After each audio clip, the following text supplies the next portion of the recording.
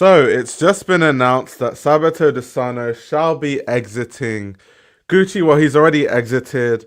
And of course, this is crazy news. So I had to do an emergency stream.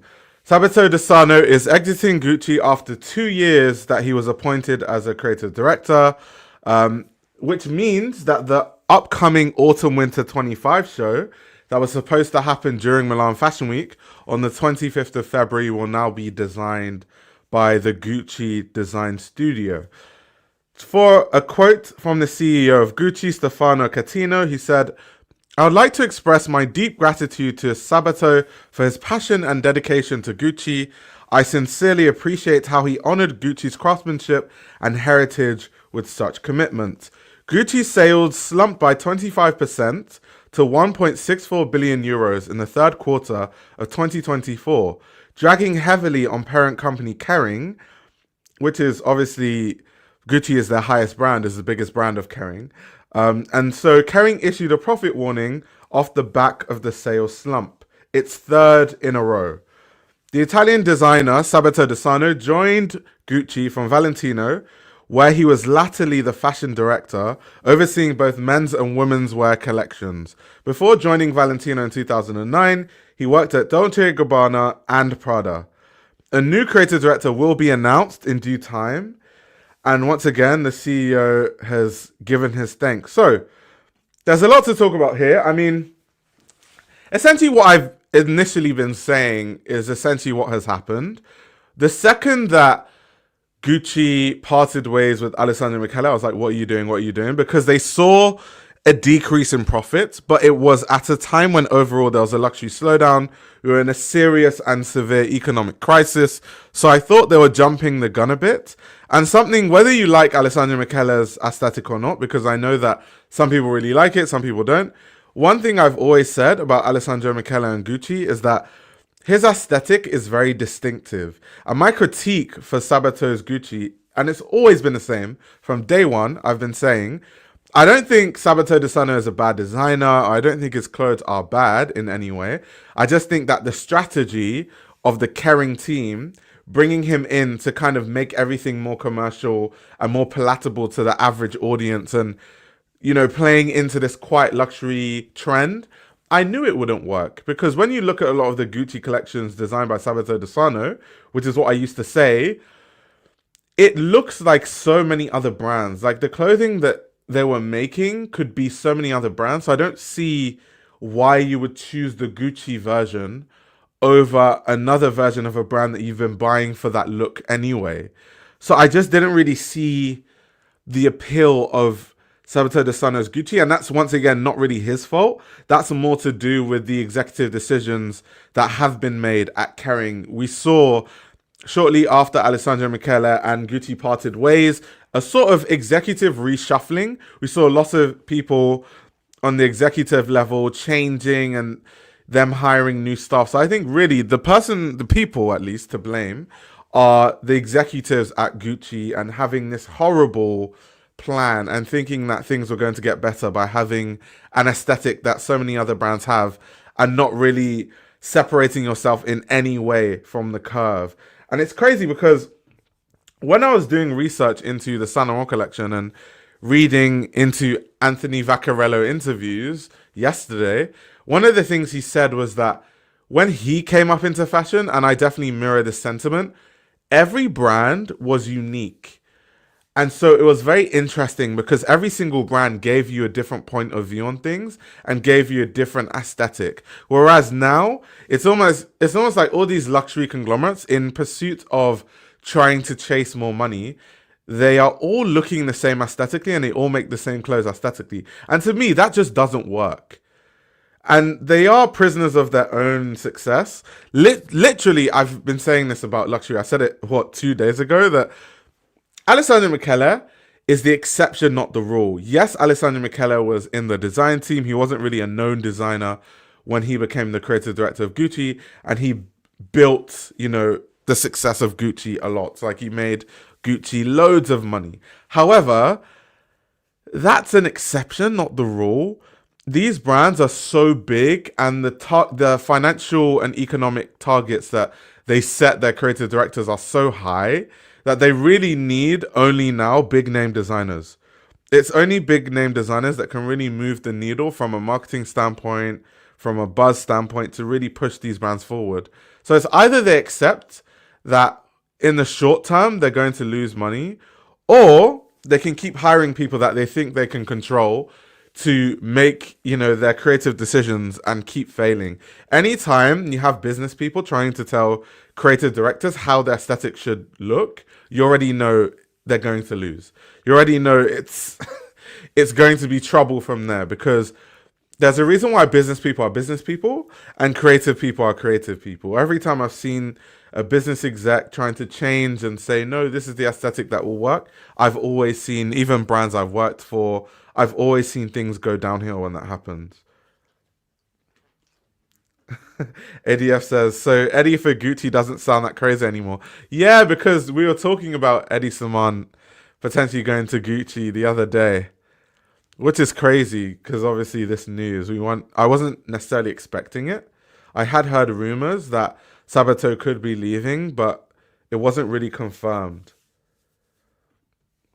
AZ says, all these brands are starting to look like number 21. If you know, you know. Yeah, it's facts. I just don't know what they are thinking with this whole strategy of everything being pared back because, they want to cater to a certain audience. It doesn't make sense.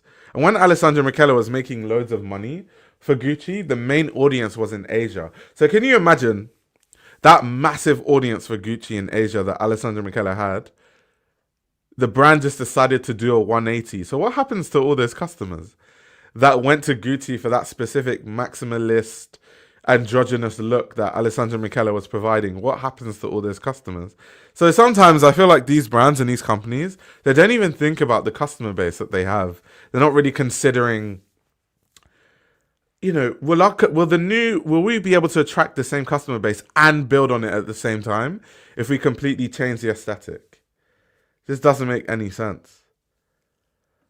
These huge brands have a target market of everyone that can pay, and they can't all have it at the same time. Exactly. And I think that's the biggest problem with the way that these brands view things and the way that they view business.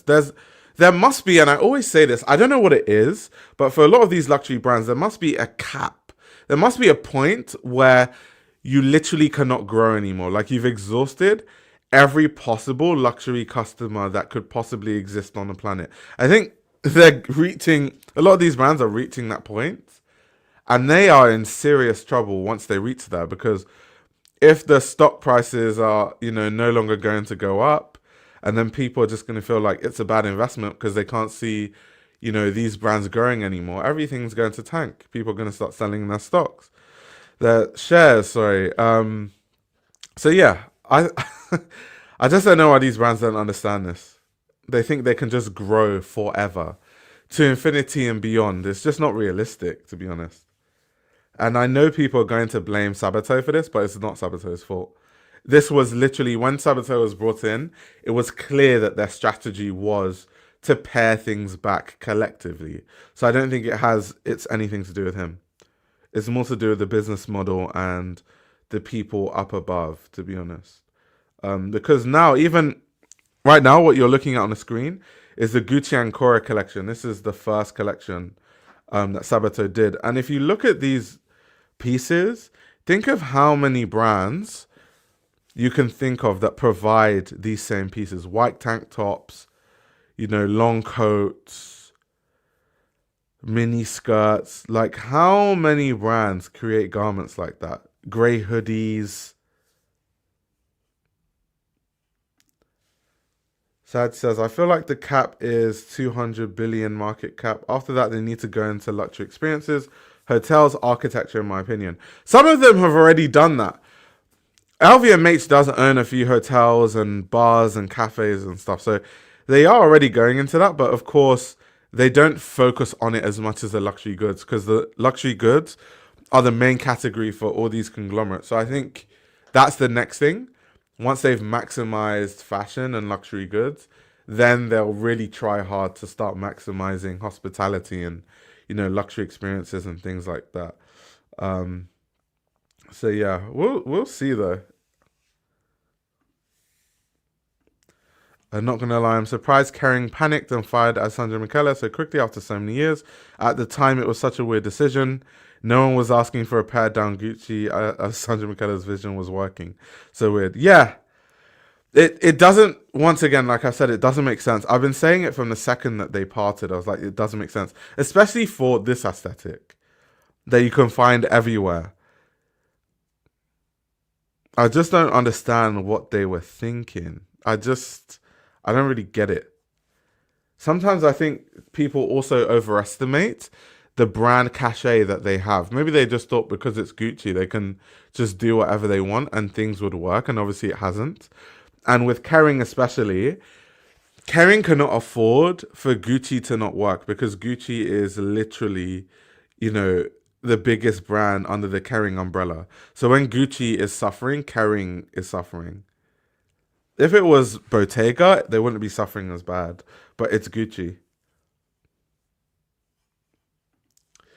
Sabato's Gucci was a poor attempt at Tom Ford in order to captivate the Gen Z market. Too bad, not many of us can afford to front the rising prices. Yeah, but once again, I don't really think that's Sabato's fault. Like I've said before, I said earlier, it seemed like their actual strategy was to pare things back and to go very minimal in a sense. Because with Tom Ford, it wasn't even, not everything was minimal. I know people like to think of Tom Ford's Gucci as minimal. I wouldn't say all of it was. That being said, the appeal of Tom Ford's Gucci was not, and this is the thing about luxury. When you sell luxury goods, you have to sell more than just clothing. That's why I was always asking the question, what would make me buy a plain long coat from Gucci over all the other brands that offer the same thing? You have to really sell it to me. With Tom Ford, he was selling a lifestyle, this jet set lifestyle. People felt like when you wore Gucci, you were part of that in a way. There's a certain feeling that you had when you wore Gucci or when you saw someone wearing Tom Ford's Gucci. There's a whole, vibe around it. With Sabato, there's no vibe or energy or branding around the clothing that he makes. You know what I mean? There's no lifestyle. With Alessandro Michele, it's the same thing. This androgynous, artsy, fartsy person that goes thrifting. It's a look. It's like almost like a cult. It's like there's like an audience of people that want to be part of that group. With Sabato de Sarno's Gucci, there's no group to be a part of. It's clothing without the lifestyle that they're selling you. And with luxury brands, you have to have that lifestyle as a component to what you're selling. It's a general financial downturn. It affects even PC hardware like GPUs, not just clothes. With Trump's tariffs on EU, fashion is cooked. Oh yeah, fashion is really cooked with the Trump's tariffs. Like I feel sorry for Canadian fashion stores where their main market is in the US because a lot of them might go under very quickly. Some of them probably will go under not too long from now. I think Kering should find some strategy to not rely that much on Gucci. It's kind of alarming that such a big corporation relies only on one brand. Well, it's because they don't have a choice. Because it's only Gucci that really makes loads and loads of billions for Kering compared to all the other brands. So they actually don't have a choice. LVMH is a bit different because LVMH has brands that make multiple billions, whether it's Dior or Louis Vuitton. And so they have more leeway for a brand to fail and it not being too bad on their financials. Kering just doesn't have that. I don't think there's anything they can do about it other than to try and, bolster the growth of all the other brands, especially brands that are closer to that mark, like Saint Laurent, for example. But easier said than done. A lot easier said than done. I was going to compare current Gucci to Prada, but then I remember that Prada does have a visual identity at least. Yeah, it does. So you can't really compare it, to be fair. For a brand like Gucci, they became a victim to the aesthetic trend of the period.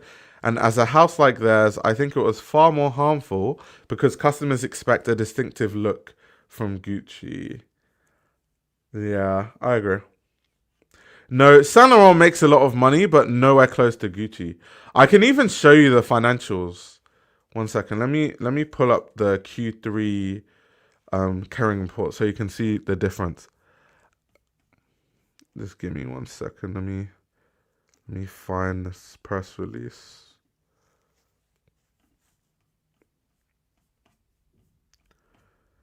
Okay, so this is the financial report. So as you can see, look at the difference. Look at the difference. So obviously Gucci had a loss. They recorded a loss. So in Q3 of 2024, they made 1.6 billion euros, whereas the year before in Q3 they made 2.2 billion euros. Now compare that to the next brand, which is Yves Saint Laurent, and Yves Saint Laurent is less than half. So that's what I mean. Like, they don't really have a choice other than to try and bolster the size of Yves Saint Laurent, because Yves Saint Laurent is the closest in revenue figures, and then Bottega is close as well, but far. So once you look at the financials and you see the difference, the gap between Gucci and all the other brands, it becomes very clear why it's not as easy as, them just doing something quickly and being able to, not rely on Gucci as much. So that's why I was saying I don't really personally think they have a choice. I think it's a lot more difficult than that, to be honest.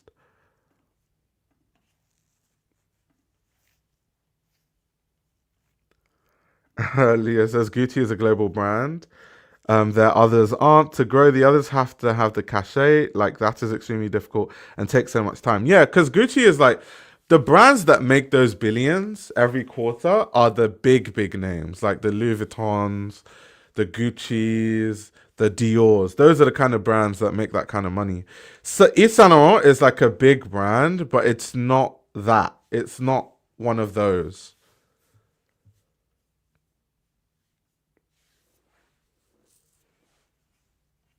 So I said, oh my God, I didn't know the numbers are this bad. Yeah, they are that bad. They very much are that bad. And yeah, so the Q4 earnings are going to be, well, the 2024 financial performance is going to be coming out on the 11th of February, they've announced. So on the 11th, we'll have a look, but it is going to be a bloodbath. It's looking very much like 4 quarters in a row. They're going to have to give, to the shareholders, oh, we have a loss warning. People who are not interested in fashion too much still think Gucci is the ugly, weird brand of the guy that was with Lana and Jared Leto at the Met Gala. Like, Kering fumbled it that much. Really? Do people think that?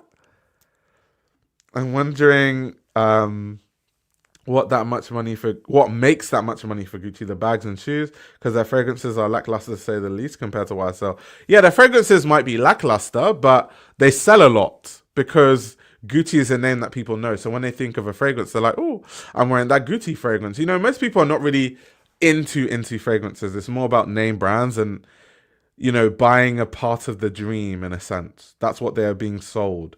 So that's kind of what they're buying into. But also, yes, leather goods. I mean, a lot of people buy Gucci footwear, for example. Gucci footwear is a big category. So no, they make the money a lot of ways, but fragrances definitely part of it. YSL by far makes better fragrances than Gucci. And I mean, YSL even has a private line that's really good and well regarded. So yeah, you can't really compare the fragrance line of YSL to Gucci. Gucci's fragrance line is whack compared to YSL, but to the everyday average person, they don't really care, to be honest.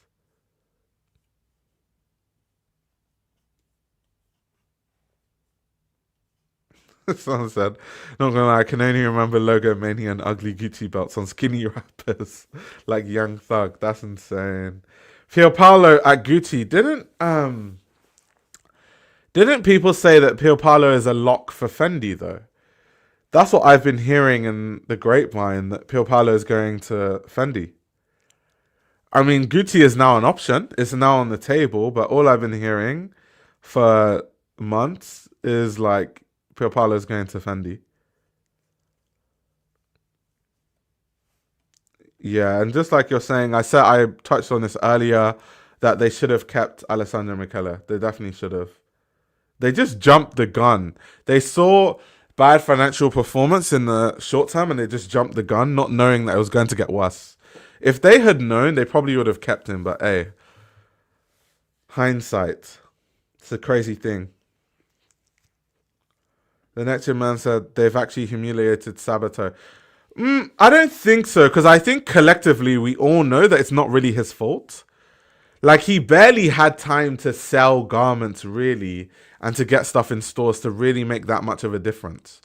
Like, he was there for what, like 18 months? Close to 2 years? Like, it's not... he barely had enough time there. It's the executive people and the terrible decisions that they've made forcing him into an aesthetic that isn't going to work. That is who is to blame. So I don't really think that they've embarrassed Sabato in any way, to be honest. I don't really agree with that. I think the only people that should be embarrassed are the Kering team. Like the people that sit on the board at Kering. Because they've just been making all the wrong decisions for 2 years straight. Those are the people that should be embarrassed. Like, if your job is to make the financial decisions for a brand, and you've made the wrong decisions 24 months in a row, surely those are the people that should be embarrassed. Not a designer that was there doing a job, being told what to do by these execs making the wrong decisions. And Alex, this is also true. It looks really bad for such a big brand to change the creative director that quickly. Usually it's after 3 years, not 2. Facts. Oh yeah, so Daniel Lee is the perfect example for something like this, because once again, and it's weird because these execs, I'm not saying that I'm that smart, because I'm really not. Some of the takes I have are just common sense takes, but I've had these takes from the start, and you can go and watch my old videos, my old streams. With Burberry, the second that they raised the prices, I made that video where I was like, why, Burberry is struggling and why it's not going to be better anytime soon. And I was talking about how the customer base, when you look at the customer base for Burberry and then you look at the prices that they were charging and how consumers see where Burberry sits in the market, it wouldn't work. So if I, from my living room, can see that, I don't understand why they can't see that. Same thing with Gucci. When they hired Sabato, I was like, okay, let's see what they're going to do. When I saw the first collection from Sabato and I saw this ultra minimalist, could be any brand collection, I was like, that's not going to work, because that aesthetic looks like a million other brands. And so why would you buy the Gucci version over the other brands when, if you were a past Gucci customer, you were a Gucci customer because you were buying into Alessandro Michele's aesthetic, right? And his world and the dream that he was selling. What Sabato is selling is a complete 180 to that. So you've essentially alienated the customers that were there for Alessandro Michele. So now, in their mind, they think that, they're going to keep the Gucci customers and build more by going really minimalist and really safe. But actually what you've done is the customers you had already acquired through Alessandro Michele, you've gone a complete 180. So those people don't want to buy into your stuff anymore. So now you have to find a new audience, which you couldn't find. And so that's why you're going to see issues with your financial performance. These things are not really that crazy. Like, these things are really common sense. They're really common sense takes. Like, you don't really have to be that smart to see that, like, to notice that. Like, that's how I could come to those conclusions so quickly, just seeing those things. AZ says, it's crazy, man. Presented 7 collections over 2 years, if you include Resort, and it still wasn't enough time to get his message across. The fashion calendar is so unforgivable. There's no time. Yeah, for sure. For sure. The funny thing about Alessandro Michele, because everyone keeps bringing Alessandro Michele up, I know for a fact when Alessandro Michele heard this news, he must have been sitting in Rome, white champagne in hand, pouring his champagne, drinking some premium champagne, just like, life is good. I'm so sure that's what Alessandro Michele was doing. Because do you guys remember when Alessandro Michele first went to Valentino, the first collection that he unveiled, that surprise collection that he unveiled, his debut at Valentino, happened when Gucci was showing. Like just before Gucci was about to have its runway show, Alessandro Michele dropped that collection. So it kind of took the attention away from the Gucci show. Because I was at that Gucci show, right? And when I was at the show, all of us were on our phones like, oh my God, Alessandro Michele just dropped. So we're literally at the Gucci show, but we're on our phones like trying to go through um, Alessandro Michele's Valentino show and trying to see like what he produced for the brand. So you can tell that obviously however it ended, however they parted ways was messy. And so therefore he probably doesn't like the executive team. There's issues there. There's definitely animosity. Otherwise he wouldn't release his collection literally when they are showing. So I know for a fact, anytime he sees any news of Gucci doing bad, he must just be in Rome, just chilling, relaxing.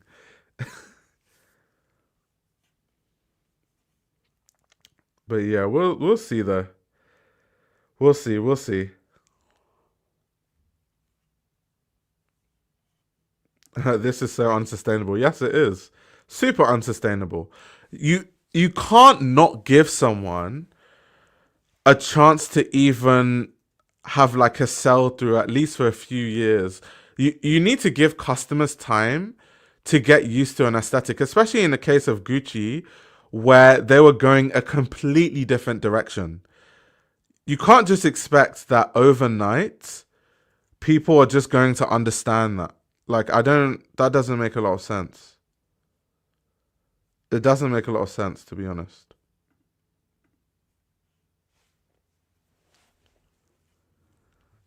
And that's why this is facts. Like, it's going to cause further instability for Gucci. It's confusing for the customer. Because whoever they hire, the next person might go in a totally different direction. And now Gucci is just a brand that has no identity and just is directionless. Every couple of years with a new creative director, they go. Sorry, Michael was calling me. Every time they go in a different direction, and they don't even know what they're doing. They just keep going in different directions. They're completely clueless.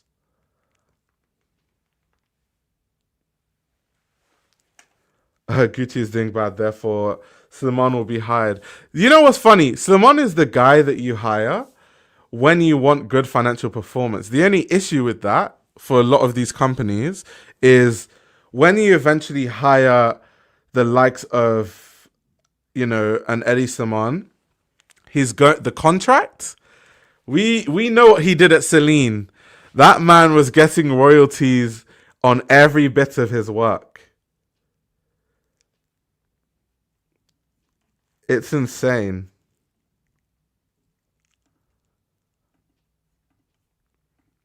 That man is going to say, yeah, I need royalties. He's going to be like, I need royalties on the fragrances. I need royalties on my clothing sales. I need royalties on...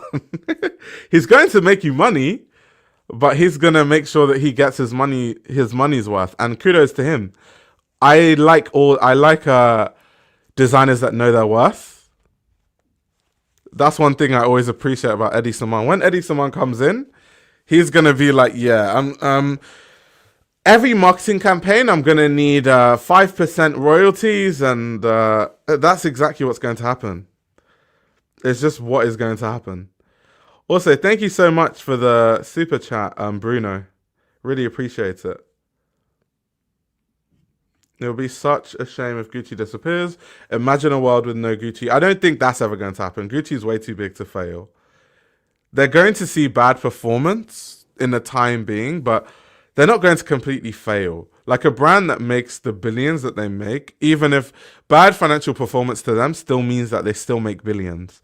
No company that's making billions can completely just, die overnight. They might have to fire some people and then, reshuffle a few things, but dying is not in the cards for Gucci anytime soon. What would Galliano do with Gucci? I don't know. I just don't see Galliano going to Gucci. I think the person that I've said the most is Eddie Saman. I see Eddie Saman there doing a really good job and actually making the money. I think that's the only person that can save them now. Galliano, I just think he should just go back to his eponymous label and just do what he wants there. I need royalties on my royalties, Eddie Saman.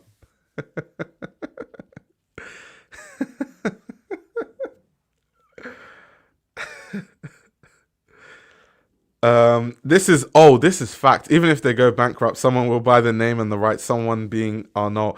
You guys, if you guys remember the history of the legal battle that Francois Pinault and Bernard Arnault went through to try and acquire Gucci, that was a heated battle. That was an iconic fashion business battle. So Gucci is one of those brands that Bernard Arnault has been eyeing for years. So the second that he, sees or senses any sign of weakness, Bernard Arnault, the wolf in Kashmir, is going to pounce. Simon at least will give an identity to Gucci as he did with YSL and Celine. Yeah, that's why they need him. That's why he's the person that can save the brand at this point. If they hire anyone else, deuces. Probably won't work. Oh no, it's legit Walt Disney of the fashion industry. It's true though. It's true. It's really, really true. People in the chat saying, the wolf in Kashmir. That's his name, That's what he's called.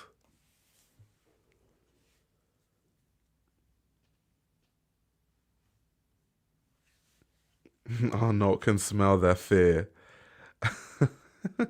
Even this collection that's on the screen, I believe this was, the Cruise 2025. This is at the Tate Modern.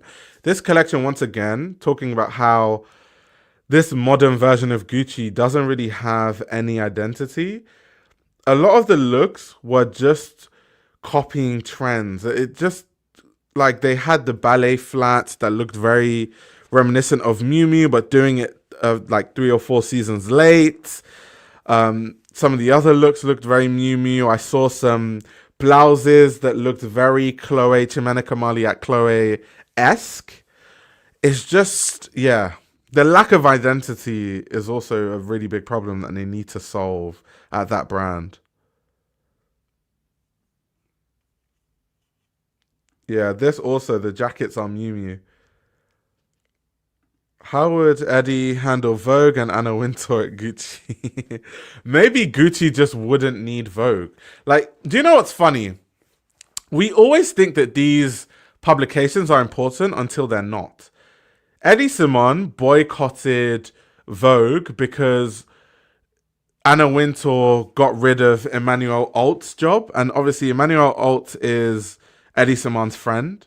So in solidarity with his friend, he was like, Vogue, I don't need you anymore. Celine stopped being in Vogue Runway. They stopped showing during Fashion Week and they just started showing randomly off schedule. And they made more money doing that. So I think whatever Eddie Simon wants to do, just let him do, because clearly he knows what he's doing. Without Vogue, Celine made more money and was growing financially without Vogue. Without the fashion press, without the fashion media. That man can save a brand. That man, when it comes to money, if you want your brand to make money, Eddie Simon is your man. That's your guy. Trust me. Trust me. Not someone in the chat saying, let's push for Kanye West for Gucci. I'm telling, if you're from Kering and you're watching this, hire Eddie Simon. Whatever he asks for, just give it to him. If he says, I want royalties on the royalties of the royalties, for the royalties, by the royalties, give it to him. Alex says Celine was doing that good because they push into the K-pop market. I mean, that's not the only reason, because many brands push into the K-pop market and they're not doing as well. Everyone understands that K-pop is a big audience and a big market. And even pushing the K-pop market, that's a testament to the strategy that they had when Eddie Simon was there. Because it was when Eddie Simon was there that they decided to make, the likes of Blackpink an ambassador for Celine. Like, so yeah. They had Lisa, I think. Lisa was one of the faces of Celine. That's why outside of the Celine runway shows, you would see all these K-pop stars screaming, "Oh my god, Lisa!" Oh my god. It was so crazy when you watch you watch Loic Prigent videos and everyone's just screaming like, "Ah, Lisa!" It's so crazy.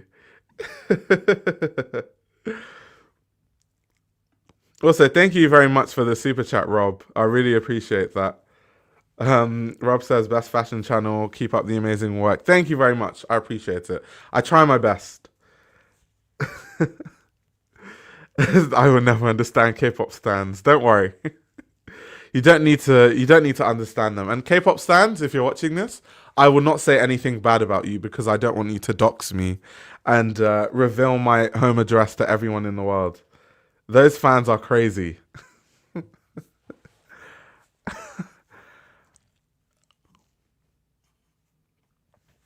But yeah, like I was saying earlier, many brands have used K-pop as part of their marketing strategy and it hasn't worked as well as Celine.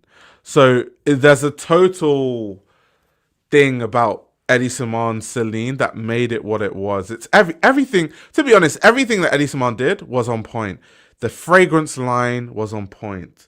He launched the beauty collection. Obviously, he launched a lot of the fragrance line with Celine. He launched the new beauty collection. That slapped. That did really well financially. He launched the furniture stuff. That slapped. That sold really well. So it's almost like everything he did, every decision he made was just on point. All the marketing, the branding, it was on point. So it's not just about, you can't just say it's about K-pop stands and, all that stuff. Like, Eddie Simon is known to be good at fragrances. Even when Eddie Simon was at Dior, Eddie Simon was the person that really revamped the Dior fragrances. And the reason why the private line became what it was, like the Dior Privé, is because of Eddie Simon. So once again, he knows what he's doing when it comes to business. Exactly. Slimane also started a Dior Homme line of fragrances, just as I said it. So just saying, oh, it's because of K-pop, I don't really agree with that.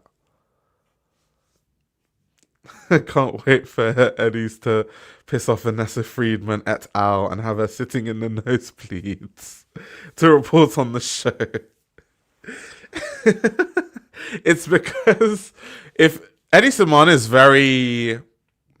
Maybe sensitive is not the right word, but if you give him a bad review, he's very much like, oh, you gave me a bad review. You are banned from the shows. He is notorious for banning journalists from coming to the shows after a bad review. Like, it's actually quite funny. It's almost like a badge of honor as a journalist if you've been banned by Eddie Simon. He is a bit of a diva. Yeah, he is. He is. I am a big fan of him, but he is definitely a diva. And yeah, this is facts. Slimane designed the La Collection Privé bottles and had Francis Cutjon working for them back in 2004. Yeah, like I alluded to earlier about Dior Privé. So I think people underestimate how good Eddie Simon is at making these decisions that lead to brands making insane amounts of money. I think people underestimate his impact at a lot of the brands he's worked at, to be honest. Like, if you really study it and look at everything that he's been doing, you'll see that, because how can someone like literally boycott fashion press, basically, and still make more money? Because the fashion press make it seem like they're so important, and without them, you can't really achieve anything. It's crazy. It's crazy. Oh, what even is a fashion journalist today? Y'all just read books. Fair enough. Fashion journalists now, we just talk about fashion all the time. That's it, really. Trauma Queen says the problem isn't the designers, the problem is the CEOs and business people ruining fashion. Oh yeah, 100%. I alluded to that earlier. I'm not sure when you came in, Trauma Queen, but I said that this whole situation has nothing to do with Sabato de Sarno. It's more to do with the CEOs and the people in executive positions.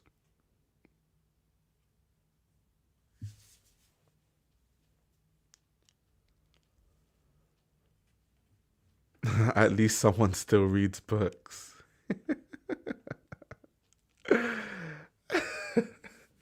Not AZ saying Eddie makes Moalola seem thick-skinned. That's crazy work. That is crazy work. Let's see what LMI is giving some more insights into the fragrances. And in comparison to Gucci, their fragrances are undercoaty, unlike most LVMH brands like Dior and LV, which make their own fragrances and hence more profits. Yeah, I don't really understand that because, yeah, like Kering is big enough to where they shouldn't really be, they need to vertically integrate their fragrance business. I don't know why they haven't done, and this is why LVMH always wins. Why don't they vertically integrate the whole thing and make maximum profits? But then again, they don't really have, I'm looking at the brands at Kering right now, they don't really have someone that has experience of making fragrance lines that sell. Eddie Simon has done it over and over and over again. So we know for a fact, if he makes a fragrance line at Gucci, it's going to work. We've seen it enough times. But with the brands under the Kering stable, like you think of Bottega tried to launch that line of fragrances. I don't really think that's ever going to catch on properly. You have Yves Saint Laurent, which is known for fragrances. Yves Saint Laurent does have a very strong fragrance line. I need to look at how well that does financially, but they really need like an Eddie Simon that's really going to bring in like a new vertically integrated fragrance line that's going to do numbers. Like, so weird. Oh yeah, Kering did acquire Creed, and I think they destroyed Creed, but yeah. They did destroy Creed, in my opinion, but, you know. Oh, there we go. So YSL fragrances are under L'Oreal. Why? Who made those decisions? Who made the decision? Because YSL fragrances are actually good. That's like their saving grace. Of all the brands under their stable, YSL probably has the best fragrance line. That is a big fat L. Like, what? The sooner you stop giving a fuck about what designer goes where, the better your life will be. I mean, it's kind of my job. It's kind of my job to talk about this. So, you know.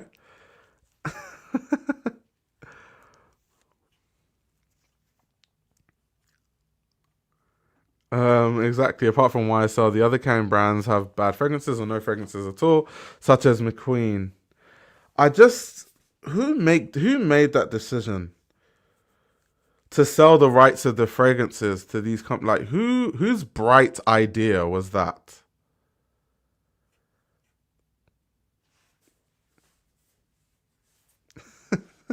We complain about the musical chairs, but we are always here for it. Yeah, facts. Facts.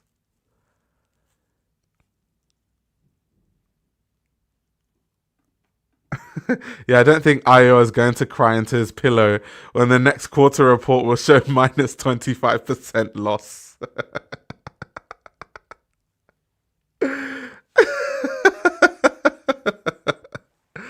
Like, it's not going to affect me. I'm just here to report on it.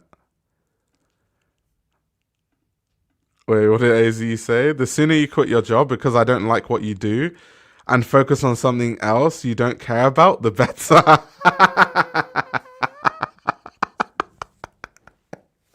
That is funny. Oh gosh, that's jokes. I love the internet. The internet is really fascinating. Really, really fascinating. Oh, Alex is saying even Burberry is doing better in the fragrance department than most Kering brands. Yeah, I personally don't care for any of the Burberry fragrances, but the Burberry fragrances do sell really well, though. they sell well. I need to see who actually owns the rights to the fragrances. I'm not sure if Burberry does. However, their fragrance line does do well financially.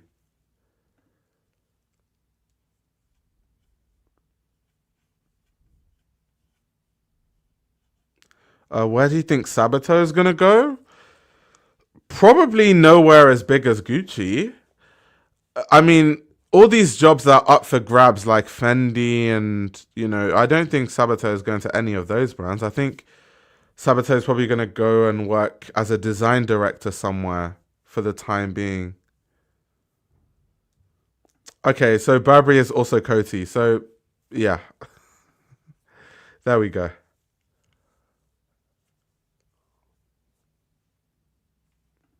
I do love YSL's private line, Tuxedo, Baby Cat. Yeah, everyone loves Tuxedo. That's like the fragrance that everyone talks about. But Tuxedo is really good though. Tuxedo is great, but that's the one that sells really well from their private line. I think that's the best seller from their private line.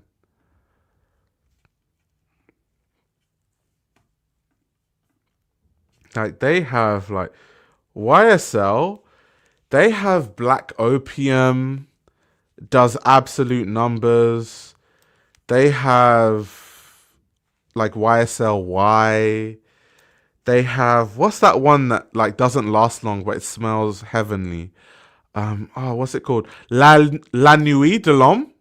La Nuit de l'Homme. That is a banger. Like the OG versions. I don't know about now, but I used to have it years and years ago. Really good fragrance.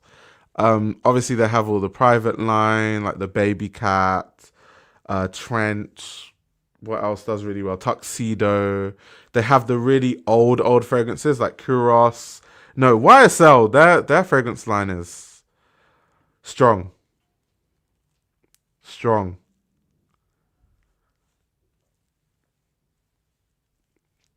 So yeah, it's been weakened. The lovely cardamom lavender scent. Yeah, that La Nuit de l'Homme was sensational back in the day. I haven't smelt it for a long time, so I don't know.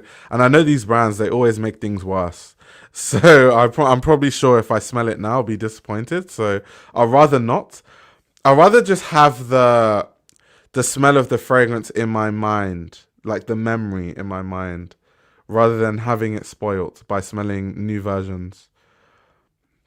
Also, Kuros has been discontinued. Oh, that's a shame. Um, let's see. What else do they have? I'm trying to remember. YSL. That's so interesting. I didn't know Kuros had been discontinued. I thought you could still buy it. Um, let's see. I mean, you still surely you can because I see Kuros on like certain websites still, unless those are just unsold bottles, but it's no longer in production. More so, like if I go on their website, I might even find it. Let me actually try. Let me see. Let me see. I'm curious now. Okay, I'm on their website now.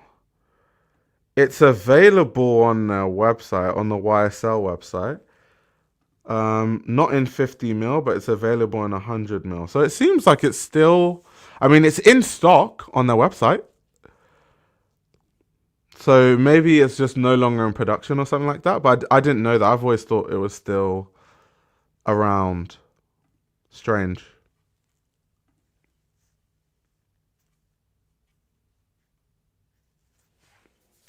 Yeah, opium. I said opium earlier. Yeah, opium is really black opium. Super popular. Super popular. I think Kering, if they've sold the rights to a lot of their fragrance lines that work, they need to buy all of them back and just eat that loss in the short term and then vertically integrate absolutely everything and make maximum profits. And in 5 years, they'll forget that all of this ever happened. But whoever's bright idea it was to sell the rights to all of their iconic fragrance lines that's a disaster. Absolute disaster. Which designer brand do I think has the best fragrances? Designer brand.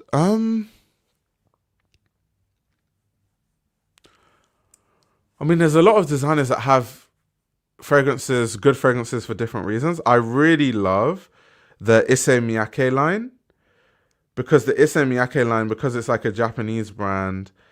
I remember I was talking to someone about like the brief for those fragrances. They had to be like really fresh, inoffensive smelling fragrances because like, you know, in Japan, those are the kind of fragrances that people wear. They don't really like to wear super loud fragrances. But I like fresh fragrances. So personally, the Issey Miyake fragrances really work for me. I really love them. And they all have really unique smells. And they use really unique notes. And some of them are very characteristic of Japan. You have Dior. Dior and Chanel are way, way up there because Dior has the really commercial fragrances on lock, but then they also have a really strong private line. Same as Chanel. Chanel has the really commercial fragrances that everyone buys, but then they also have an extremely strong private line, and then they have legacy fragrances. So Chanel number 5 has been a top 5 bestseller for over a century. Not many brands can say that. Tom Ford is up there too. Tom Ford has so many iconic fragrances. So you've got Tom Ford, Dior, Issey Miyake, Chanel. I'm trying to think of others. I mean, YSL I do think has a good lineup. Celine, I've really enjoyed Celine. Oh yeah, how could I forget Hermes? Oh my god, Hermes. Of course Hermes. Hermes has one of the most iconic fragrance lines. Hermes, definitely. And I've always loved that Hermes has like in-house perfumers that really hone the fragrance line over the course of years. Which is the case with Chanel also. Who else? Designer brands that have a good fragrance line. I think I mentioned Celine earlier, but Celine, I definitely like them a lot. What D&G is just all right, not bad, but not great. Not gonna lie though, I really like Dolce & Gabbana Light Blue, I think it's called, because Light Blue is a nice fresh fragrance for the summer. It's good. It's really, really good, to be fair. But I think Dolce & Gabbana, their fragrance line just isn't that great because they don't have a range. They don't have the whole really nice private line, commercial fragrances. They don't have the range of the likes of Chanel or a Dior or brands like that.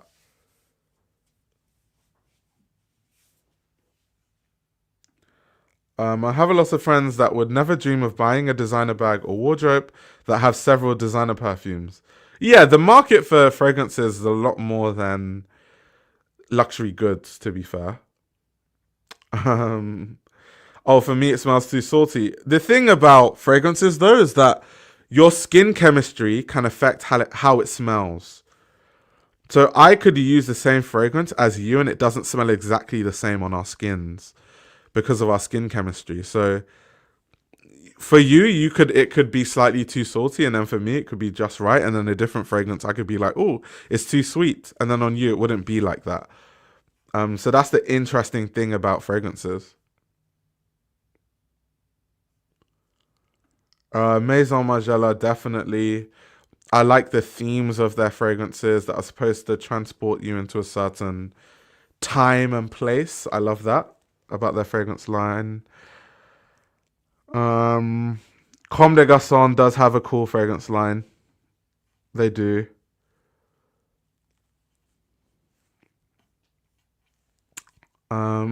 I heard profit margins are pretty high. You heard correctly. Profit margins on fragrances are sky high. It's not even like, it's not even fair. Especially if you vertically integrated the whole thing, yeah, the profits are scary. I thought perfume smelled different because different body heat, more projection. So there are many factors that cause a perfume to smell different. Skin chemistry being one. So in terms of body heat and more heat, more projection. So obviously fragrances have like a top note, a middle note, and a base note, and some of them have very distinctive smells. And obviously, heat increases the rate of evaporation. Basic science.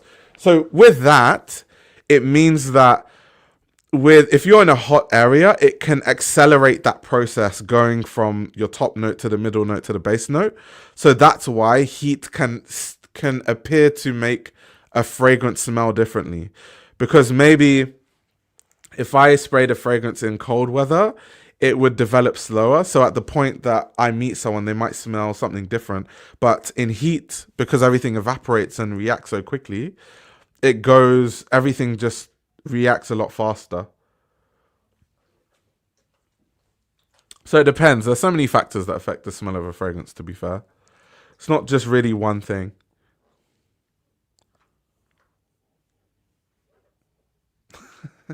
Raban is the worst for having invented Invictus. I don't think Invictus is that bad.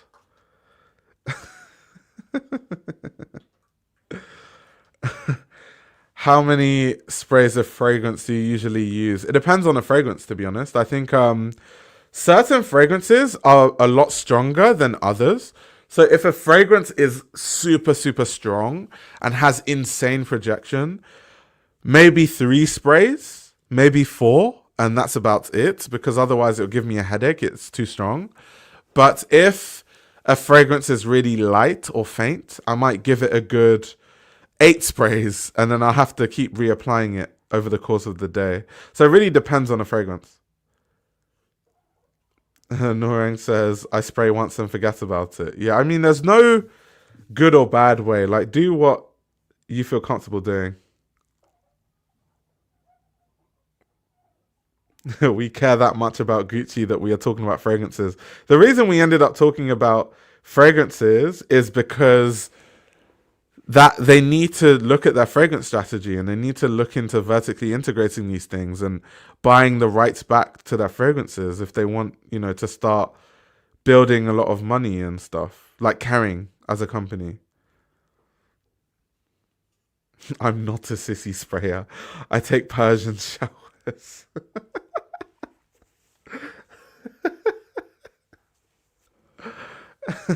I hate it when you can smell people's fragrance straight when they enter the room. Yeah, that's why I have to be aware on how strong a fragrance is, because that will really determine how many times I spray it.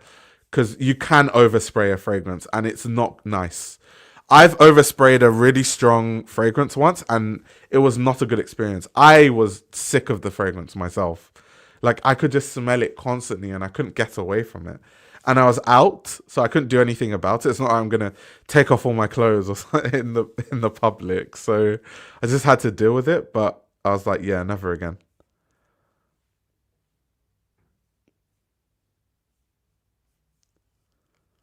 Does someone say Jean Paul Gaultier? Yeah, Jean Paul Gaultier has a good fragrance line in terms of financials. It sells really well. Me personally, I'm not really a fan of like Ultramel, Lamar. I'm not really a fan of like the Jean Paul Gaultier smells.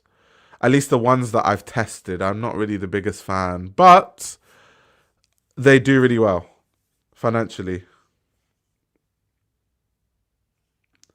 One of the issues with Gucci fragrances is that they are known for odd sizing, like 90 ml, for prices that you would usually get at 100 ml or more. Yeah, and I just think, in general, the Gucci lineup of fragrances, to be very honest, is just a snooze fest. Like, it's boring. A lot of the Gucci fragrances are so uninspiring. They all smell like other fragrances. They're not very unique. They're not very interesting. There's no interesting concept. It's just all a bit boring. That's why I said they need Eddie Simon urgently, because if Eddie Simon comes in and revamps their fragrance line, he's going to add a certain pizzazz to the whole thing.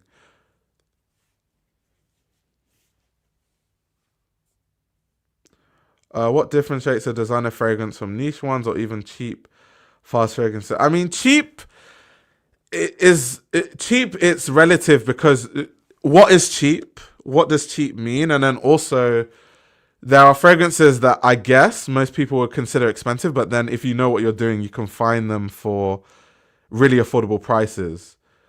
So I think when it comes to niche or designer fragrances, I think people refer to designer fragrances as easily available fragrances, the kind of fragrances that you find in Sephora or the perfume store in the UK, those kind of fragrances. And then niche fragrances are seen as fragrances that are a bit more difficult to find, a bit more difficult to get. Some of them are made, they're like made under perfumers' houses themselves, not under designer brands, or they're private lines of designer brands. So yeah, that's kind of when people say, "Oh, niche or designer," that's kind of what they mean.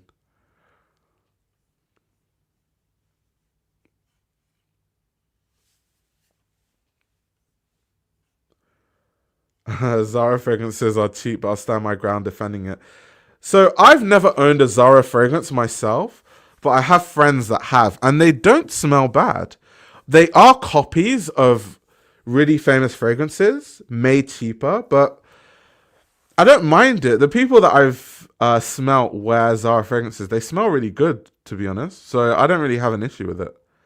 Maybe there's a moral issue in terms of copying a perfumer's work. It's kind of like the same conversation we have around copying clothing in fashion. So there's a moral conversation to be had there. But yeah, I've never owned any Zara fragrance myself. Can we call Guerlain designer though? I guess it depends on the line. It depends on the line. If we're talking about the Oriental line that has the likes of Patchouli Ardent, I think people consider that more as niche. If we're talking about things like they're more run of the mill stuff like L'Homme Ideal, Vetiver, like those kind of fragrances, I think people consider that more designer. What would you consider the more legacy, old school Guerlain fragrances? Like, I don't know, like what's the Oriental inspired one again? Let me Google it quickly. It just skipped my mind. Um, I think one of them is, yeah, Shalimar is what I was thinking about. Would you consider Shalimar designer or niche? I'm curious. I was thinking about Mitsuko as well, but when I said Oriental, I was thinking about Shalimar. Um, would you consider Shalimar niche or designer? I'm curious. I think Guerlain is a bit difficult because Guerlain historically is a perfume house. So because it's a perfume house, you just think of everything as niche. But I kind of get why you would have different segments for the fragrances.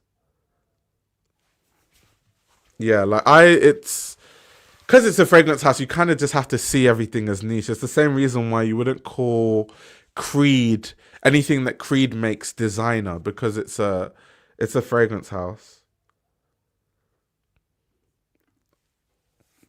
No, I think that when you reach icon status, you are neither. Guerlain is technically niche, but I mentioned it as the crossover, like Tom Ford is designer, but kind of considered niche. Yeah, and that's why the terminology is hard to explain. You kind of, if you're into fragrances, you kind of just know when people say designer or niche what the difference is. But if I had to define it, there's too much gray area, to be honest. There actually is. Maybe I'll say Guerlain is mainstream instead of niche. Oh, that's a good way of putting it. Or we could even put it into a category of its own, like mainstream niche, right? Um, yeah, yeah. Diptyque is niche. I can agree with that. I can agree with that. What's your personal stance on dupes? Out of curiosity. Uh, so I I like dupes and I don't like dupes at the same time. Let me explain. I think that when it comes to dupes, there's a moral conversation around there are perfumers that spend so long trying to come up with unique smells and they're testing so many different molecules to come up with a smell. And after all of that work, they finally come up with a smell that pushes perfumery forward. it becomes a smell that everyone loves, it becomes a popular fragrance, and then of course people make dupes. So there's a moral conversation around it's not fair or nice for people to copy a perfumer's hard work and just replicate it at a cheaper price and almost undercut the work that went into creating the original smell in a way. I feel like I always want to support original work. However, the reason why I love dupes at the same time is I think they keep big companies on their toes. Big companies, some like Creed, for example. Creed thinks they can just do whatever they want. And so many companies dupe all the Creed fragrances to the point where, and I used to be a Creed customer. I used to buy, when I really first got into fragrances, I used to buy a lot of Creed. And it's now gotten to the point where I wouldn't buy Creed anymore because they've just destroyed all the fragrances. And I would rather buy a dupe than buy Creed. But that's because as a Creed customer, I feel like they're trying to scam me. As a former Creed customer, it's like they really are trying to scam me. So that's the positive side of dupes, I guess. So I think it depends on what fragrance also. So long as the fragrance isn't, they don't reformulate it into the dust where I can't even recognize the fragrance, I'm always going to spend more money and support the originators of a smell. But if they start cutting corners and, you know, changing things and making it cheaper and now it doesn't last as long, it doesn't smell the same, I'm not going to buy it anymore. Because that's when I initially bought that fragrance. I bought it for the smell at that point in time. So that's what I think.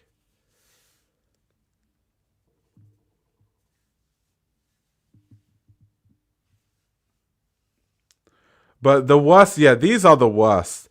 The companies that make dupes, but they don't market it as that. They market it as, you know, original perfumes. That is really, I hate that stuff. Really shady business practice.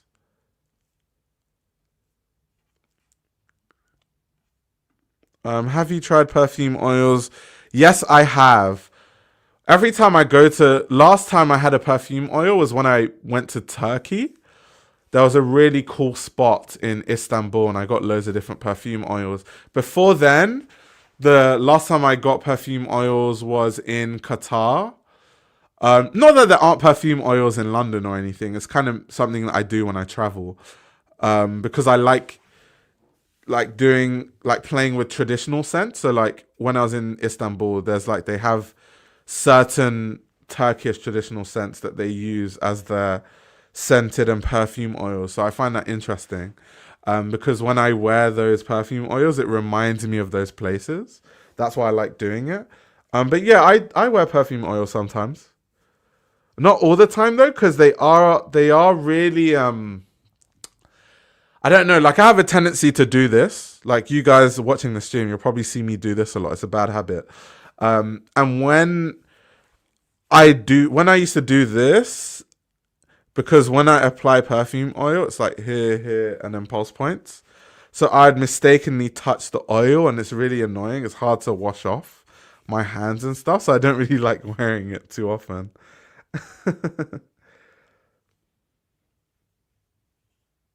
And this is true. Turkish rose is a precious raw material. Facts. This is crazy. All those people moving here and there, brand to brand. Luxury completely lost its luster. What's truly left from the original designer DNA? There's nothing left, Brenda, unfortunately. Everything has lost its luster. It's all gone.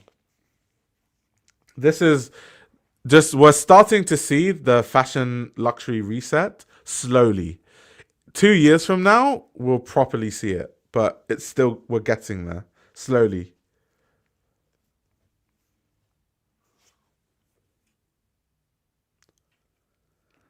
Truly never seen a time so many houseless designers and designerless houses. What's a joke?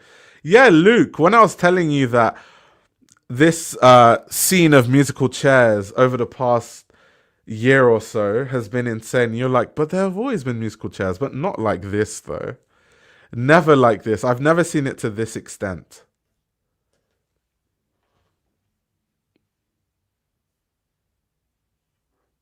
Companies that make dupes but don't market it as that. Perfume de Marley. Not the perfumes de Marley shade. That's crazy. I say dupes such as noted aromas is good to try and experiment with certain perfumes before spending a hefty price on a real one. I mean, that's also a good way of seeing it in terms of, see if you like the smell before spending more money on the real one. Although I know what noted aromas is. It's kind of hard not to know what it is because they have so many damn adverts on Instagram. However, sometimes it's just not the same though. So you might think that you don't like a fragrance because you tried the noted aromas version, but then if you tried the original, you would actually figure out that you like it. So it's a good way, but it's not a perfect science, if that makes sense.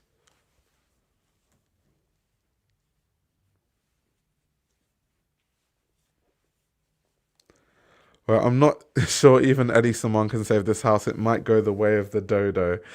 Nah, I think Eddie Simon can save anything in fashion, to be fair. That man is crazy.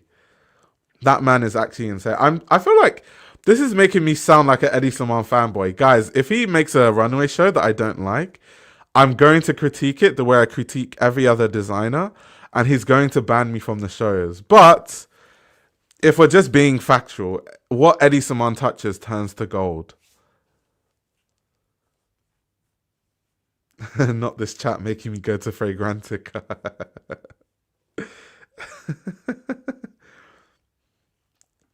It's the money machine. The C-level got accustomed to high turnovers and now are having difficulty dealing with the fact that the way the industry is going right now is not sustainable. Yeah, we've been saying it for a while that the way that they operate is not sustainable, but they always, I don't know, companies just always think that they know they can just grow forever and all of us just don't understand. Like, you can't grow forever. It's just not possible. Even if there's always going to be a cap, because even if every single person on the planet was a luxury customer, then now everyone on the planet is a luxury customer. Now what? How are you going to continue to improve the share prices? Like, at some point, you just have to let it go. Luxury fashion needs to die before it can be reborn. 100%. And that's what I want to happen. People ask me this all the time, and I'm like, yeah, luxury fashion needs to destroy itself first before they realize, oh, maybe if we just grew slowly and sustainably and made sure we didn't cut corners with the quality and, made everything so that grew slow, maybe they would realize that. But it's going to take a reckoning for them to realize that.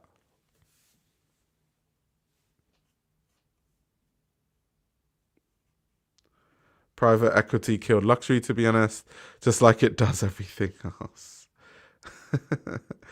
At some point, the only way to grow is for other houses to die and get consumed, and that's probably a worse outcome. But it's true, though. It's true.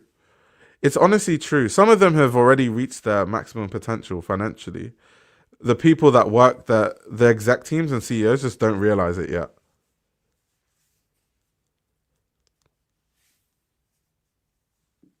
We as a collective society have no money for luxury. Yeah, it's true. I mean, I don't know about you guys, but I'm definitely not rich. And okay, I do buy like the luxury piece here and there, but that's why it's such a big thing for me, because I'm not rich. So I have to know that something is made well. I have to know something is crafted well and all these kind of things, which is why I've never a day in my life bought anything from Gucci. Like, not even once.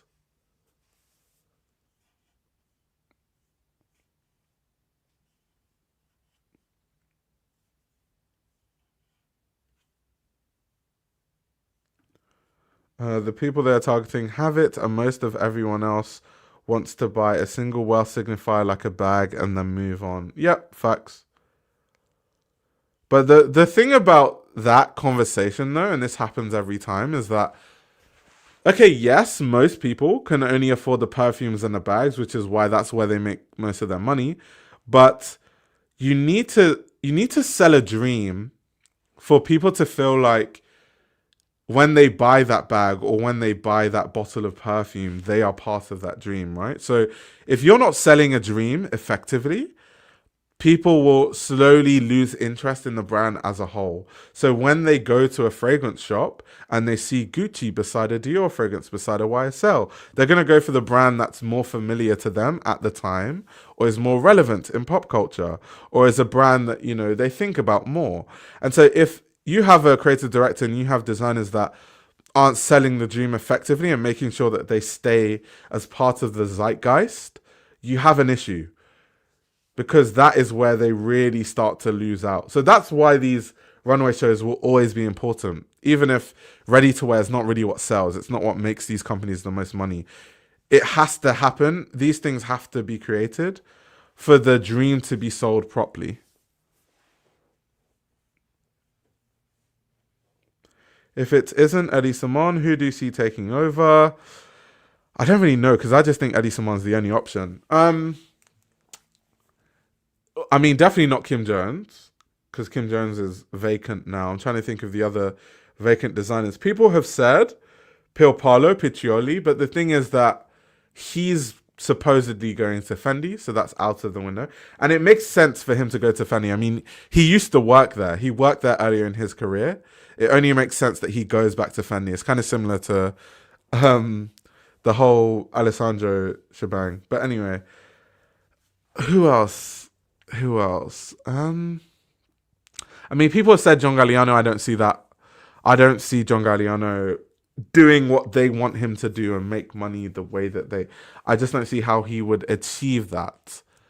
So I don't really see John Galliano going there. It's really only Eddie Simon, to be honest.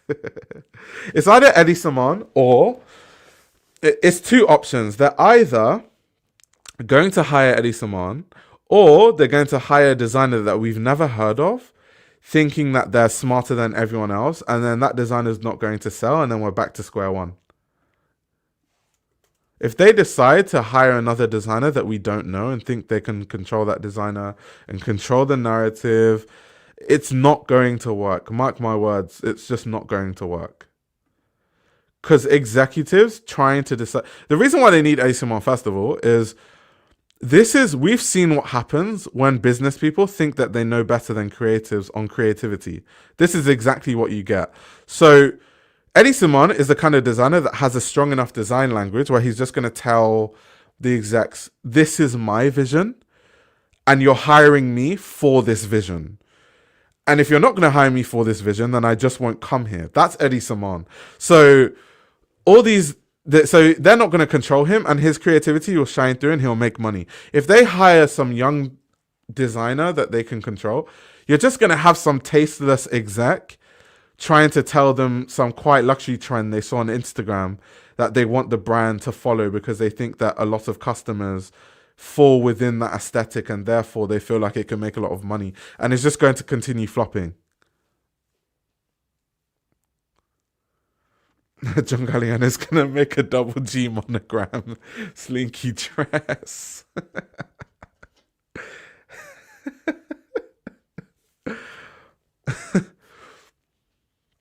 No, I don't have any idea where he's going. I'm just saying that he would be a good fit at Gucci. I don't know where he's going, or if he wants to go anywhere. He could just be relaxing in Saint-Tropez right now. Who knows?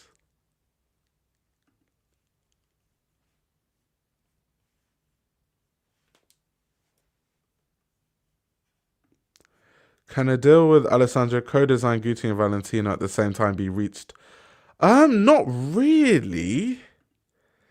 I don't know how that would work because of like... I don't know how that would work, to be honest. I know that, Kering is one of the shareholders, I believe, in Valentino. So I guess in a sense, because there's part ownership there, they could kind of do that easily. It's not like competing conglomerates. However, I don't even know if Alessandro Michele wants to go back to Gucci the way it ended. I just don't think he has any desire. If you watch all his interviews, even the recent interview he did with BOF, you can still see that there's something there. There's some animosity with Gucci. I don't think he has any desire to go back there, to be honest. At least not anytime soon.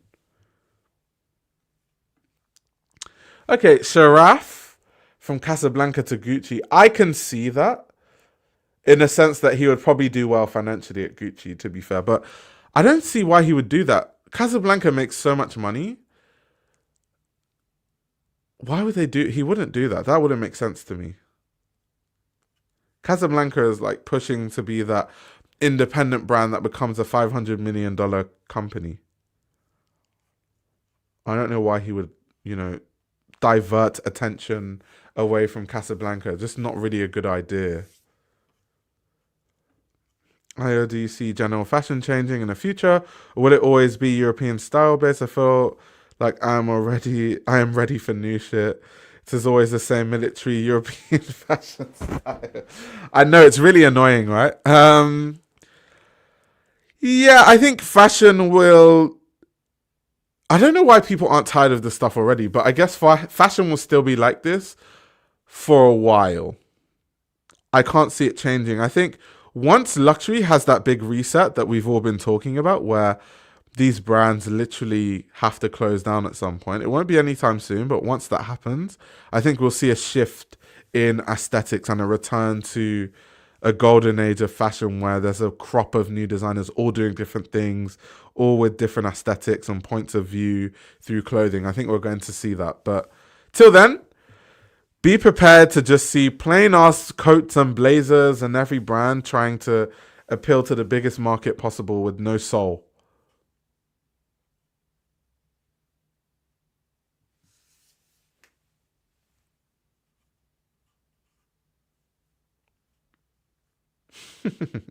Our future fashion is going to end up being the Bianca invisible dress. Guys are absolutely hilarious.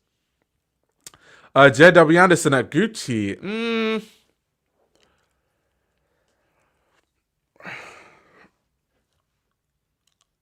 I don't think that's a good fit. I think he should just go to Dior and call it a day. I don't think it's a good fit. Because what Gucci needs right now, I think J.W. Anderson could do it, to be fair. What Gucci needs is a designer with a very strong point of view and a point of view that does not look like any other brand in the market. Therefore, there's a very significant and specific thing that you go to Gucci for, ready-to-wear wise, and also a designer that has a point of view that can create a world and that has good world building, which J.W. Anderson has, to be honest. I just think in the situation that Gucci finds itself in, Eddie Simone would be better considering the circumstances of Gucci specifically. But J.W. Anderson could do the job at Gucci too.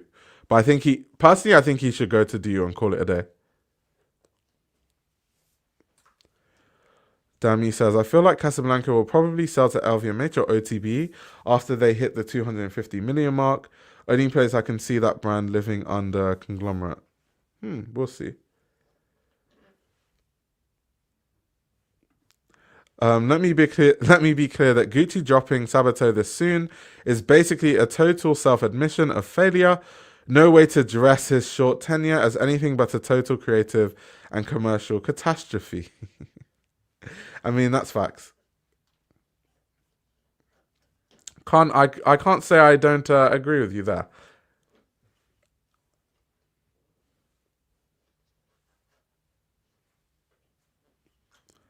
You talking about Sabato? Yes, Sabato has been at Gucci for 2 years. Well, not anymore, but he was at Gucci for 2 years.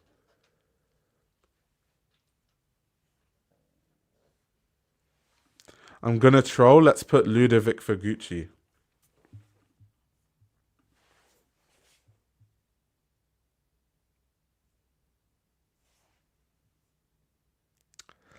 Okay.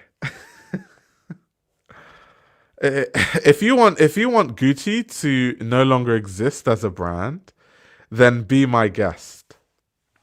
Be my guest.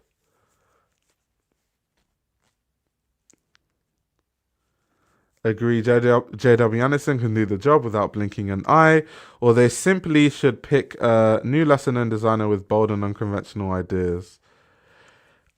The problem with the new unknown designer is that they don't have a proven track record right now. When a brand is in dire straits like this, they can't be taking more risk. They've taken all the risks in the world. It hasn't worked. So now all that's left is to do the safe bet. I think now is probably the worst time to take even more risks on like an unproven designer in their situation. Normally you go with the new unconventional buzzing designer when you are kind of doing well financially and there's more stability there.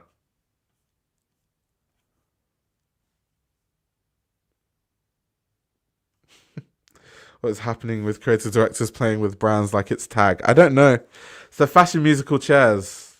That's what it is. Do you think Gucci will ever be number one again and beat Balenciaga? I mean, Balenciaga's not number one either. None of them were ever number one.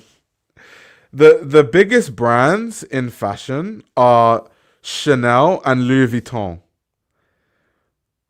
So yeah, Balenciaga was never close. Gucci was closer, but Gucci was never number one. So yeah, I don't even think they're ever going to be number one. Any of those brands, to be honest. Yeah, Gucci was never number one.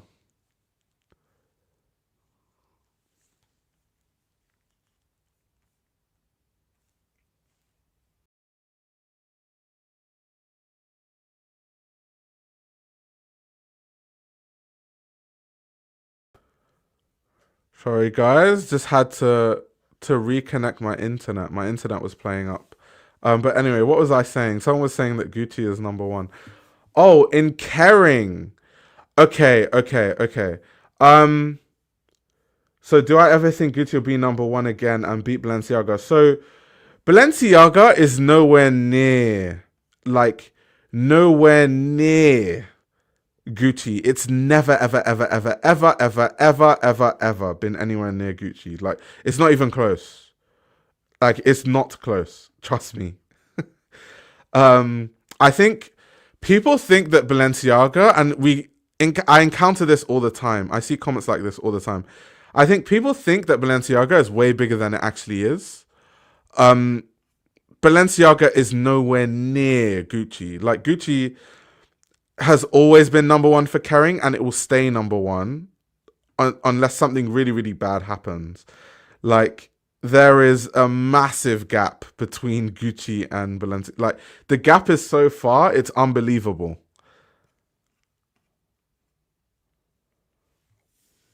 I think, yeah, people really think Balenciaga is some huge brand. It's not. It's really not. Like, let me show you guys the financial reports, because I think it's very important sometimes to look at these numbers, because I think unless you look at the numbers, it just won't make sense. So let me bring up the Q3 financial reports once again, just so that you guys can see. Like, Balenciaga is not even close. Like, it's not even, they're not in the same league. One second, okay, that's the wrong one. Let me get the other one up. I want the actual report, not just the press release. One second. Okay, here we are. Okay, so if you look at this, just look at the numbers, look at the gap between Gucci and Yves Saint Laurent, which is the second biggest brand. Just look at the gap in numbers, and then look at the gap between Yves Saint Laurent and Bottega Veneta.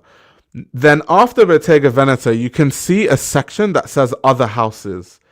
That's every other house Kering owns, all put together, minus Gucci, Yves Saint Laurent, and Bottega Veneta. Balenciaga is in that other houses group, by the way. So Balenciaga plus everything else is not even close to half of what Gucci makes. So I don't know why people think that Balenciaga is some like humongous brand. Like, people think that Balenciaga is just out here making like crazy amounts of money. Like, it's not. It's really not. Like, if you look at the numbers, you can see it there. It's clear as day. So yeah, This idea that will Balenciaga ever be number one again? It's always been number one. But Balenciaga was never close. It just was never even close to start with.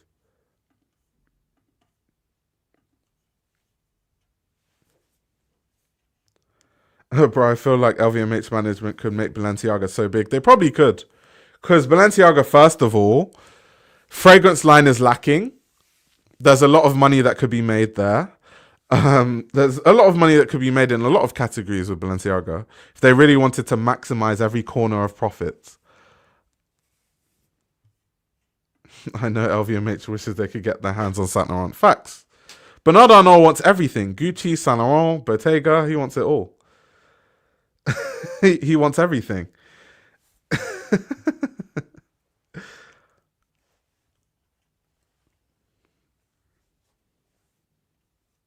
It's also not sustainable if designers are just re-releasing things. Like you didn't do that. Galliano did, Tom Ford did, Marc Jacobs and Murakami did. Yeah, that's also true. But it shows a lack of creativity for a lot of these creative directors. It's always rehashing things that have been done in the past and not being original.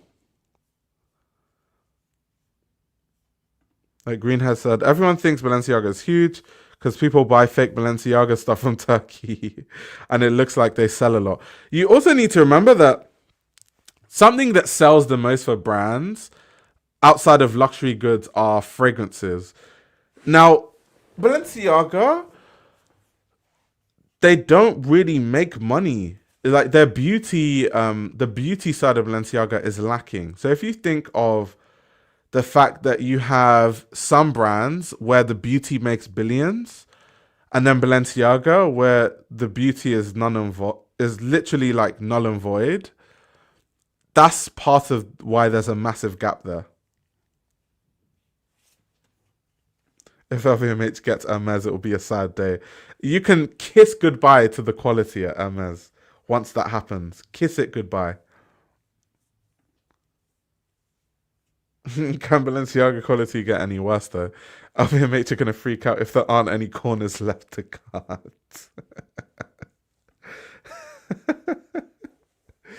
Like the thing about Balenciaga, talking about Balenciaga, is Balenciaga does sell well in terms of ready to wear. They do sell really well ready to wear. They probably sell just ready to wear, some of the most ready to wear across the whole industry. But ready to wear is not what makes the most money. So even though they do, you see a lot of people wearing Balenciaga. It looks like, oh my God, everyone's wearing Balenciaga. It still doesn't account for that much money because not many people in general can afford those kind of things compared to fragrances.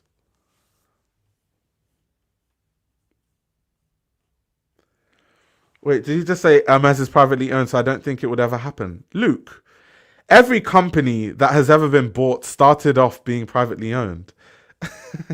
Every brand was owned by an investor or a family until Bernard Arnault came in and collected all their belongings. So just because it's privately owned doesn't like suddenly mean, you know, Bernard Arnault can't buy it or take over one day. That man will find a way. That man will find a way. And this is true. Gucci handbags and accessories have become almost a staple for upper class women. And even Balenciaga bags that have been really good, like the motorcycling bag, you have like just a few bags actually, like Balenciaga bags that have done really well. Like when people are like, oh, the city bag is like really good, it sells really well. The sales still aren't really close to like a Chanel flap. It's not close. So yes, it does seem like these brands sometimes are doing well, but not that well.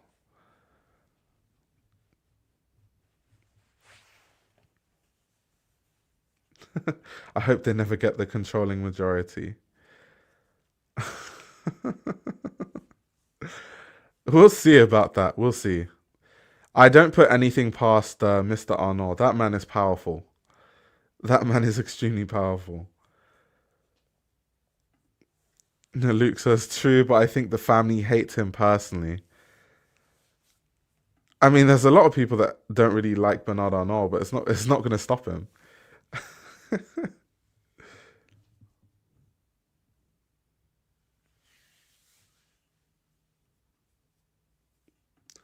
I think it's because Balenciaga aims to have this LA Hollywood hype beast ethos in this quite luxury day. Balenciaga is just louder. Yeah. Not people saying if Arnault buys Savile Row. You can't really buy Savile Row because most houses are independent tailors. So for him to buy Savile Row, he would have to buy every single tailor one by one, which would actually be insane. Have to buy out every establishment one by one. That is crazy. And then just put all the LVMH brands on Savile Row. That will be so insane.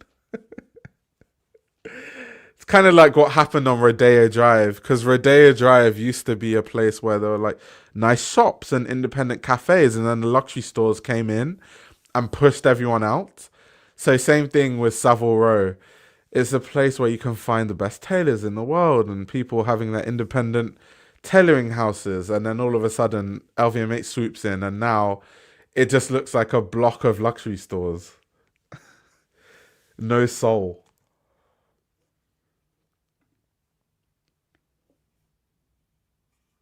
Gucci's pivot feels forced as fuck, not gonna lie. Yeah, it was. We've covered this earlier, but yeah, Gucci had all the wrong strategy when it came to how they wanted Sabato de Sarno to design these collections. All the wrong strategy.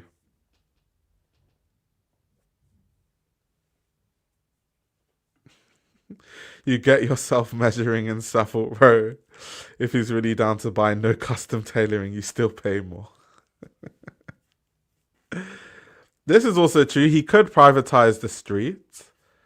I just hope he stays away from those kind of things. I hope he stays away. Yeah, the Ancora red. That was the color that Sabato de Sarno was using. The Ancora red. That clearly didn't catch on. They tried to. I think ever since Daniel Lee had a Bottega green, everyone has been trying to make their own color, and it hasn't even worked. Even Daniel Lee himself has tried to make this Burberry blue, and it hasn't worked. So for people that don't know, at Gucci, this is what Sabato de Sarno calls the Ancora red. It's this tone of red that he tried to make the Gucci color during his tenure. So you'd see every season there'll be a jacket there. The campaigns, you can see this is a campaign. They had this red. You see it on a lot of the bags, even a skirt, even the beauty products, everything. They just try to force this Ancora red onto all of us, and it seemed like it didn't stick. Outside of influencers that got sent this stuff and, celebrities, I didn't actually see anyone really wearing Gucci pieces with this color. So it didn't seem to have any effect.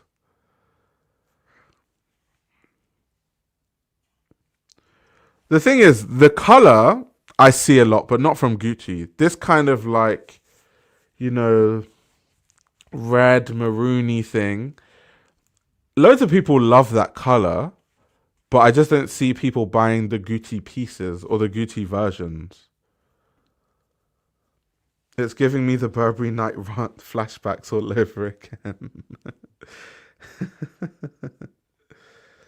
Do you know why Sabato is out of Gucci? Because they had bad financial performance and they wanted to make Sabato the scapegoat, even though it's not Sabato's fault. It's the CEO's fault and the Gucci executive team. But, they don't...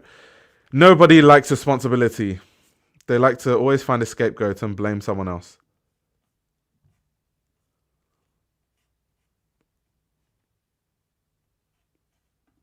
I wish they would just let the design team do their thing. That interim period between Alessandro Michele's departure and Sabato de Sarno's arrival was actually not bad. Blend of Tom Ford's minimalism with Alessandro Michele's silhouettes. Yeah, and that's why I said earlier that anytime you have men in suits, deciding that they know better than the creatives about creativity, you have a big problem. You always have a big problem. The second they don't let the creatives create, you have a big problem.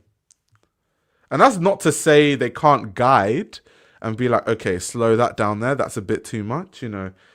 Maybe don't do that. Maybe do this because it sells and this sold last season. They can do that, but trying to force Sabato into this minimalism, quiet luxury thing just wasn't the move at all.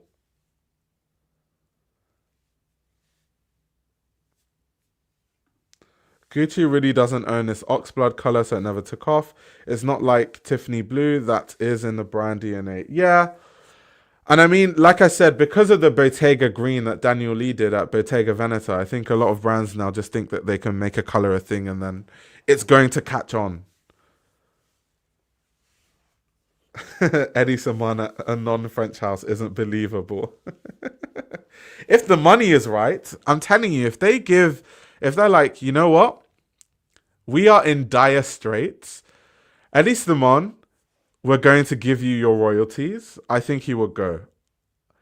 I don't think, as much as Eddie Saman might be the French lad, if you give him enough money, throw in an extra few million in there, I think he'll be fine. I think he'll go to an Italian brand. I don't think he will mind. But yeah, anyway, thank you very much, guys, for hanging out. I just wanted to discuss this news with all of you. And yeah, I'll be streaming maybe tomorrow. And thank you very much for tuning in. You can obviously post your thoughts further in the comments once I hop off the stream. Stay tuned. Hopefully we don't see any more musical chairs. It's starting to become tiring. And we just need to see designers actually build aesthetics and time periods at certain brands. But yeah, see you guys tomorrow. Thank you very much.